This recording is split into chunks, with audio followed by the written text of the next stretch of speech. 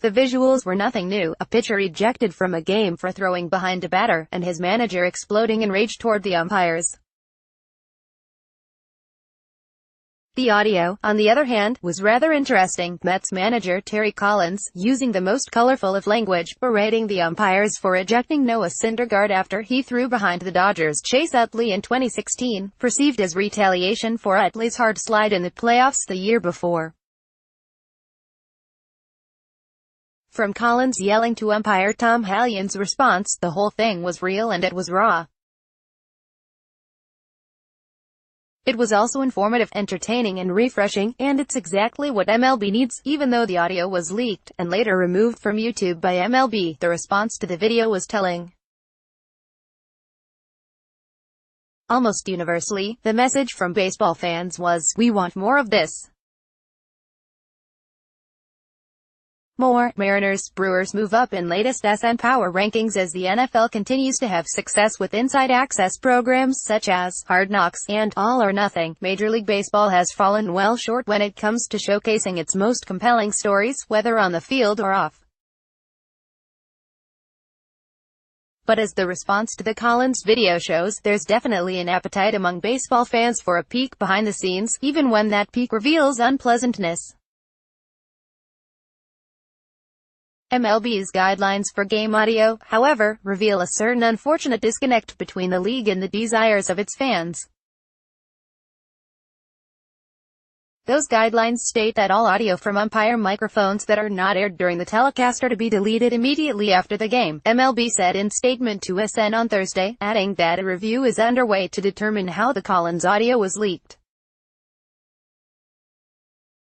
Unused audio is deleted immediately. That seems unnecessarily stringent and is, perhaps, evidence that MLB takes itself a little too seriously, as the league ponders ways to boost fan interest and engagement, and attract new fans. Peeling back the curtain is the type of thing that could pay big dividends. Fans want to know players and managers beyond the stat sheet and routine sound bites. They want to know them as people. They want to see personalities. They want emotions. They want to relate. In general, MLB continues to struggle with all of this. It's long been said that the league doesn't properly market its best players. This is just an extension of that. The feeling isn't limited to fans. Players think about this stuff, too. I know the plots and punchlines to like 5 Bad News Bears movies, but I know nothing at all about Mike Trout, DeGrom or Kluber. Shine a light on the stars and stories of our game at MLB Network. Brandon McCarthy, at BMcCarthy32, June 13, 2018. Someday I'll tell my grandkids about the greatness of Mike Trout. What else can you tell us about him? He liked weather, I think. Tell US stories at MLB Network. Brandon McCarthy, at BMcCarthy32, June 13, 2018. Sure, there's the occasional PR video or MLB Network feature, but those are always polished and corporate in a way that prevents them from being interesting or having genuine resonance. And, yes, MLB often has players and managers MIC'd up during games, but the snippets we get to hear are fun, lighthearted and feel good. And there's nothing wrong with that. But it's just part of the picture. So, while MLB is fine with allowing access, it's usually limited to a certain kind of access. But it would behoove MLB to do a better job of showcasing the whole picture, the good, the bad and the ugly, because it's all compelling. I think back to It's a Long Way to October, a groundbreaking and Emmy-winning documentary on the Braves that was produced during the 1982 season. The camera crew had inside access all season. Manager Joe Torre and others wore mics. Those cameras and mics captured a lot more than good attitudes and lighthearted banter. Observe, starting at the 29-second mark, more, who is Juan Soto?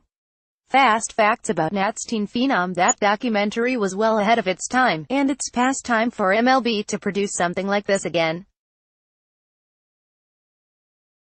There are plenty of interesting stories to tell, plenty of in-the-moment drama and nuance that would give viewers a perspective they otherwise don't see. In fairness, MLB has done things along these lines in recent years.